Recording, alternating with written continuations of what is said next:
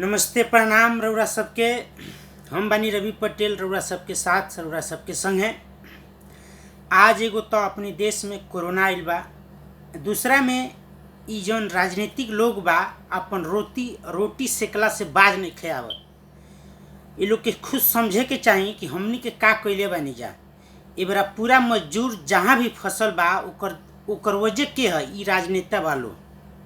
ये लोग के दुख लागी, हम क्षमा चाहतानी, और जेकरा भी दुख लागी सबसे हम क्षमा चाहतानी, हाथ जोड़ के प्रार्थना करतानी कि बुरा ना लगे के चाहिए। इस सच्चाई हम कुछ बतावे चाहतानी। ए बरा मुहिम चलाओ तरन तेजस्वी जी कि पूरा 25 लाख बिहारी के बिहार में बुलावे के बा। ठीक बा, मान लो कि बिहार में वो लोग आ गए लो, जेकरा एक आदमी के ऊपर 5 आदमी 10 आदमी डिपेंड बा, वो कहाँ से वो लोग के खियाई? तू देब? जे मजदूरी कैले बा, जे मजदूरी करता ऊ जानता कि मजदूरी के हालत का होला। नीतीश जी और लालू जी, हम जब से होश संभरले बानी तब से ई दोनों जाना, नीतीश जी लालू जी राज कैले वालों अपनी बिहार में। लेकिन मेन मुद्दा पर काम केने भइल बा? हर साल बिहार में बाढ़ आ जाला, हर साल बिहार में सूखा पड़ जाला। एकर परमानेंट सोल्यूशन केने बा? परमानेंट सोल्यूशन कौन भइल बा? अगर डैम बन जाई तो ओकर परमानेंट सोल्यूशन है। डैम बन जाई, बारिश आयल तो ओमे पानी स्टॉक कर, फिर जहाँ सूखा पड़ल तो फिर पानी में से कहीं भेजवाब, टैंकर से भेजवाए या बोरिंग द्वारा भेजवाए, कोनो बहुत साधन ओकरा द्वारा हमनी के पानी भेजवा सकता नहीं जा, या पानी में से खोल सकता नहीं जा। लेकिन ई ना करी लो, केहू को लेके जाके पैसा ना मांगी लो। ए बरा बिहार में सब कुछ बा भाई, ठीक बा, राज्य सरकार के लगे पैसा नहीं खे, उतना टैक्स नहीं खियाओ तो आम जनता से मदद लेवे के चाही नू। लेकिन बिहार के विकास तो होखे के चाही नू। ए बरा देश से लेके विदेश तक लोग, बिहार के लोग परेशान बा, और ये लोग राजनीति सेकला से बाज नहीं खेलवावत। हमरा गुस्सा ई बात पर आवता कि तेजस्वी जब ये मुहिम चलावतरन, कहतरन कि एगो बड़का वोट बिटोरे चाहतरन कि हम अच्छा करतनी। मान लो कि सब लोग आ गए, बिहार के लोग बिहार में आ गए, ओकरी बाद क्या करी? ई जौन कोरोना वायरस बा ई जल्दी जाए वाला मैटर नहीं खे।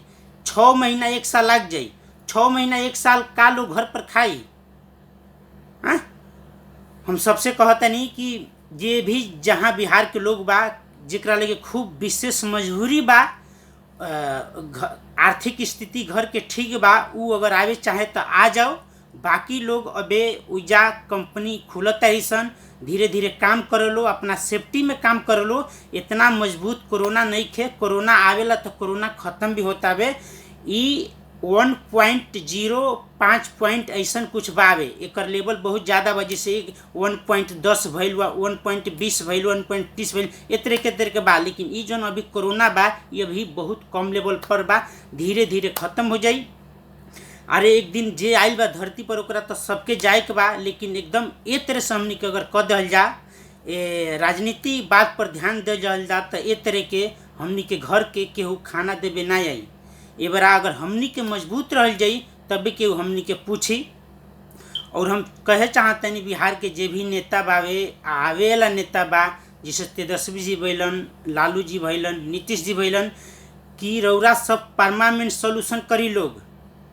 परमानेंट सोल्यूशन आखिर कब तक के तरह हमनी के योजना देके, हऊ देके, हई देके, ये सब बहकावे वाला काम अब बंद कइल जाओ।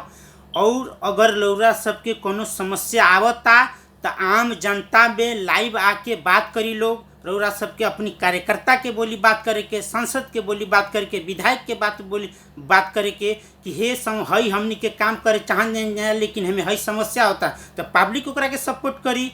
ऐसा बात थोड़े बा कि ना करी, जरूर करी, लेकिन विकास होखे के चाहिए। आज बिहार में कंपनी ना भइला के वजह से लोग दर दर भटकता। हमें जब विदेश तक देखले बानी कि लोग खाना खाए खातिर हेलमेट के लाइन लगावेला, वर्कर के का हाल बाबे। एक दिन रउरा लोग अगर देख लेम लो, बाहर में घूम लेम लो, तो रउरा लोग के शर्म से सर झुक जाई। जे घर में बा, जे राजनीति करता, जे सरकारी दफ्तर पा गइल बा, उ तो बहुत गोलगप्पा उड़ावता, सोशल मीडिया पर आवता, अच्छा बयानबाजी करता, कुछ भी करता। लेकिन हम अपना आँखी से देखता नहीं। अरे जे कब वर्कर कैले ही नहीं खे, जो वर्कर के ग्रुप संघर्ष में नहीं रहा, का समझी दर्द। ये से हम सभी बिहारवासी से कहे चाहतनी कि रउरा लोग आपन एगो सही सोच समझ रखी लो। ज़्यादा आंदोलन के चक्कर में, राजनेता के चक्कर में भी मत पड़ी लोग। और आपन जमीन अगर कोनो कंपनी आवत या इन्वेस्ट करे ओकरा के जमीन दे लोग और रिक्वेस्ट करी लो, आपन लाइव वीडियो बनाई लो और एकदम एगो डट के खड़ा होखी लो कि हाँ हमनी के बगल में ज़मीन बावे, हमनी के देहल जाए। रिक्वेस्ट करी लो कि हमनी के यहाँ कंपनी बैठो, हमनी में भी कुछ कमी बा ओकरा के दूर करी लोग, अपना में एकता बना के रखी लो। और जे भी राजनेता बा हम ये कहे चाहतनी कि अब राजनीति ज़्यादा दिन ना चली, अब बेस राजनीति चली तो रउरा कितना कंपनी बैठाओ तनी, परमानेंट सोल्यूशन का करतनी वैसने नेता हमनी के चाही, दूसरा अलावा कैसनो नेता ना चाही। अगर जे काम नहीं कर सकत उ राजनेता में मत खड़ा होके मत आवे, ना तो हमनी के ओकर खाली विरोधे कल जाए और कुछ ना कल जाए। ये छोट मोट हम बहुत मजबूर में आके बोलनी है, काहे कि हम देश से लेके विदेश तक हालत देखत तनी कि स्टाफ में बात तनी ओकर तनी ठीक बा, लेकिन जो वर्कर में बा का हालत होता। इंडिया से लेके विदेश ले हम काम कैले बानी, वर्कर के संगे रहल बानी, वर्कर के परिस्थिति के जानता नहीं, एक घर के परिस्थिति के जानता नहीं। तो ऐसे हम मजबूरी में आके ये बात बोलनी है। अगर कुछ गलती हो गई लोग के रउरा सबके दुख लागल होई, हमके क्षमा करम लो। लेकिन यह बात बा फिर लास्ट में कहे चाहतनी कि परमानेंट सोल्यूशन खोजी लो, अब ना खोजम लो तो कब खोजम लो। और ए पर सभी बिहार के जनता के हम कहे चाहतनी कि रउरा हमनी सबके अधिकार बा, हमनी के सरकार से लेवे के अधिकार बा। काहे कि सरकार हमनी के ऊपर बिया तो हमनी के माई बाप सरकार बिया, तो हमनी के केकरा लग जाइल जाई, ओकरा लगे ना जाइल जाई। तो अगर वो बहना फेर देतिया, अगर वो सिलेंडर बोल देतिया तो फिर सरकार हमनी के बीच में आके कहो कि हम असमर्थ बानी, अब हमरा के सहयोग रउरा लोग करी लो तो हमनी के सहयोग कल जाई।